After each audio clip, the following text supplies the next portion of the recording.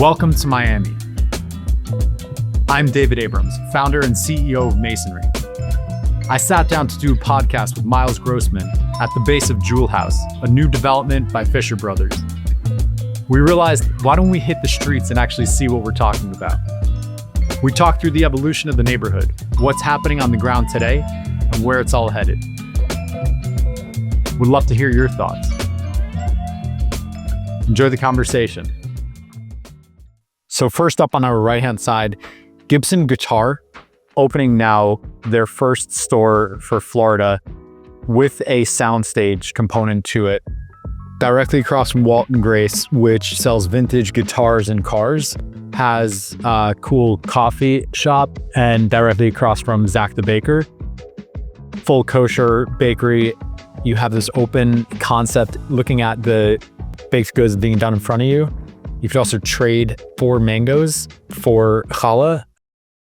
I have 2 mango trees at my house, so that's a great little thing.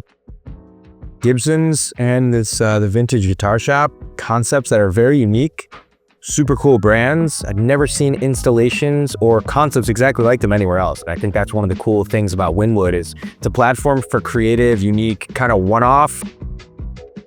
We just passed Goldman Properties, who owns the Wynwood garage building we just saw with WeWork at the top.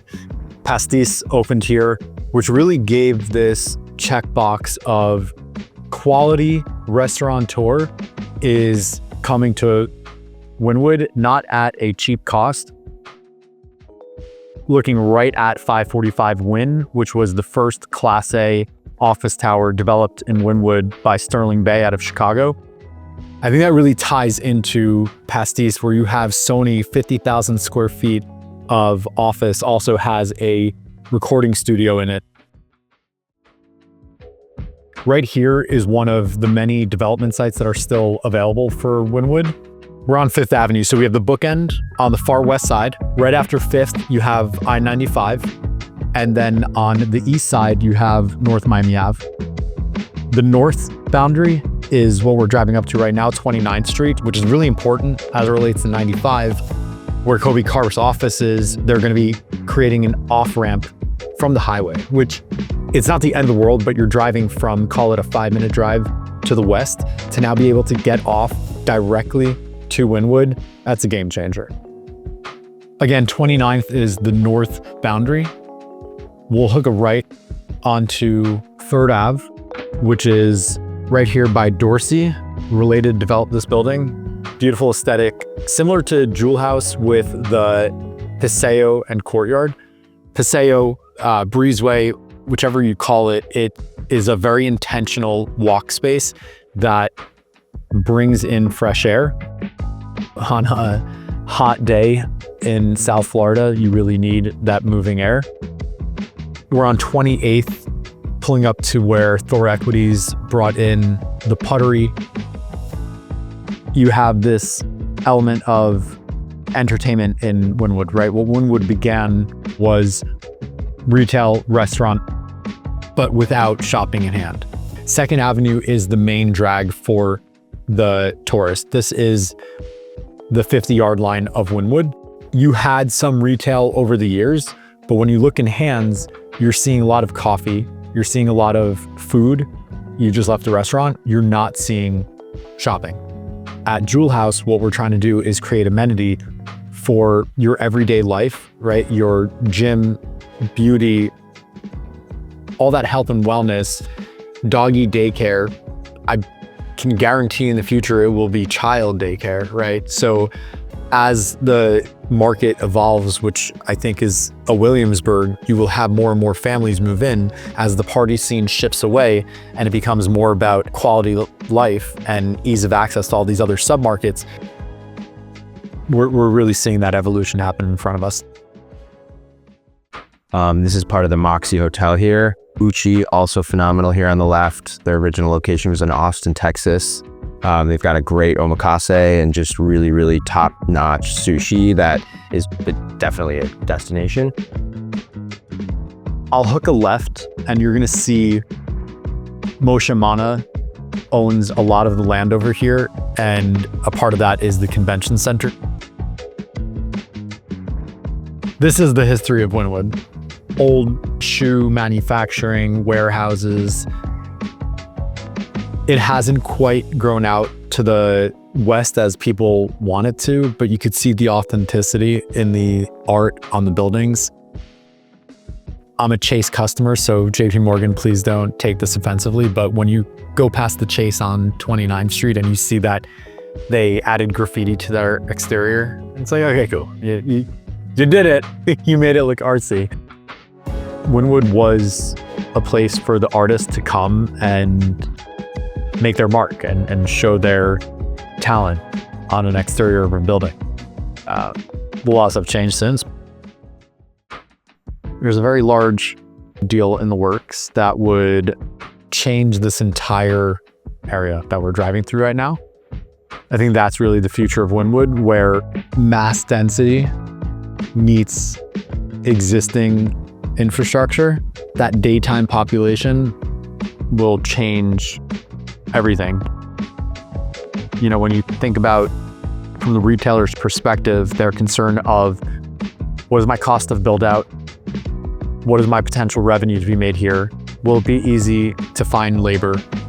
All things that are very real concerns that have to be taken into account. When you bring in a wide variety of age, demographic, spending power, you just open up the number of uses that would consider a market because they see that density right away, right? So I can take a quick right and just show the border, but even this concrete, what was, again, the history of Wynwood sold as a hotel and condo project. There's multiple projects that are hotel and condo. Sable, we were talking about Arnone, expanded that has a beautiful cafe right when you walk inside, light bites, great menu, opens up into a bar, and then this incredible outdoor space, which again has a soundstage and talks to what we were saying earlier on this trend to have music, live music specifically. On our left-hand side, you have 1-800-LUCKY. It's incredible when you come here on a Saturday night and you see a line of hundreds, no exaggeration, of people to North Miami Ave, and you just assume that it's a club because it's Miami. And then sure enough, it's a really interesting concept. It's essentially like a Asian night market that combines food, nightlife. They've got a record store in there, small retail component, but it's a kind of a cool mix of different types of energy. We are now at Joule House. This is the other side of the concrete building I was referring to before. So this is going to be condo. Take a quick left. So what's incredible about Wynwood is you either see that it has been built or we are aware of what is about to be built. Our hundreds and hundreds of feet of frontage of Joule House, this is going to be Sun Life Organics right here on the corner. Very excited for announcing the other deals very soon. Notel is right in front of us. The way they describe themselves is WeWork and Soho House had a baby. It's a beautiful space. It's going to be, again, that person that works from home but doesn't want to be actually in their four walls all day long has this opportunity now to go straight downstairs and find a co-working space. Arlo Hotel we saw earlier. Arlo's great. You've got a cool Sushi by Boost speakeasy, I believe, on the third floor. Really nice rooftop. I've stayed both there and the Moxie. Both really great kind of boutique feel, but very, quality places that are also relatively new. I won't take a right now just to avoid this traffic, but you have up and down the block related, developed, multiple multifamily buildings here. Gymshark is signed down the block. We're looking at Legacy Fitness right here, Legacy full service gym.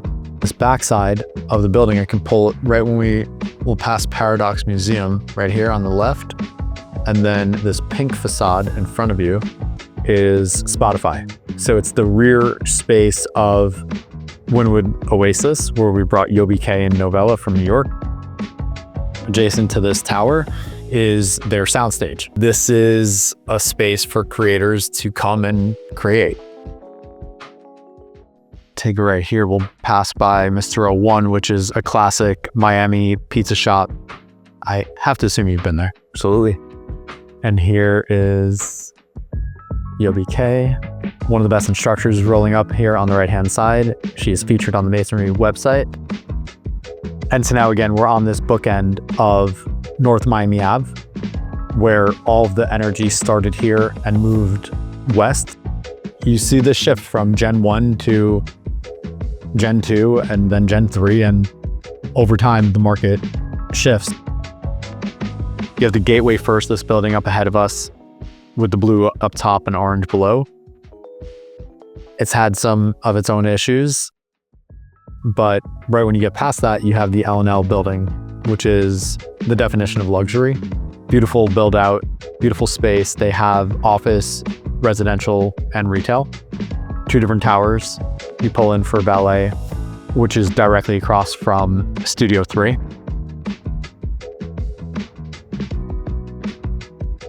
Just east of this site is Midtown. Midtown is unbelievable. Your steps from Edgewater, from Wynwood.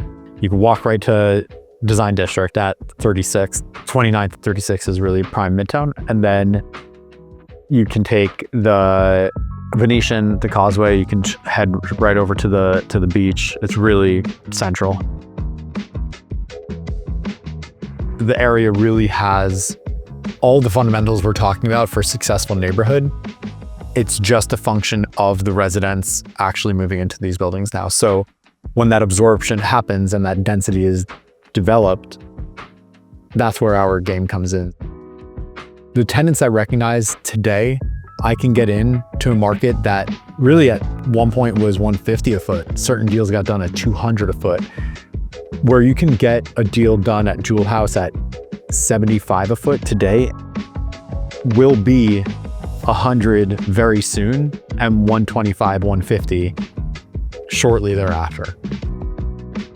If you see it as a 2-year window to execute your deals, think about the permit process, think about construction, and then there's always a ramp up with any type of business. So if you could identify a landlord that solves for your concern and your risk for the downtime of obtaining permit, like a Fisher Brothers, for instance, and then have a ramp up of rent following free rent, you have de-risked the majority of the concern. And I think that's where the savvier tenants are looking at a market like Wynwood and saying, this is our time to strike. I first came to Wynwood and checked out the Wynwood walls probably around 2012, 2014. And so I've seen multiple, we'll call it chapters of the Wynwood evolution. And I just feel like it is so clear the path to where we are today and the very immediate future of where this neighborhood is heading. There is no better time to jump into this market. You know, it's like buying a stock that you see where it's going to be in a year or two, and you have the opportunity to, you know, come in at a very reasonable rate. Excited to be a part of the development and the evolution. Excited to see this continue to evolve. It's really cool how each of these brands that sits within Wynwood looks at it like their neighborhood, their community, everyone, you know, who's a local around here. Like there's a lot of the same families, the Goldmans, who have developed and really are passionate about building this place up. And as we speak about Goldman, the Wynwood walls, really what is the epicenter of it all. Yeah. They have such a love and focus on art and authenticity. It's what built this entire community. I like your comparison with Williamsburg. We've all seen what's happened over the last couple years and just the explosion of creativity. Now it's an incredible mix of, you know, the gritty, grungy, creative Brooklyn vibe, but also, you know, high end and really great quality restaurants, retailers, and great performers. Now that we are heading back over to Joule House, I can't wait to see the before and after of where Joule House is right now and where it's going to be in just one short year from now. Amen.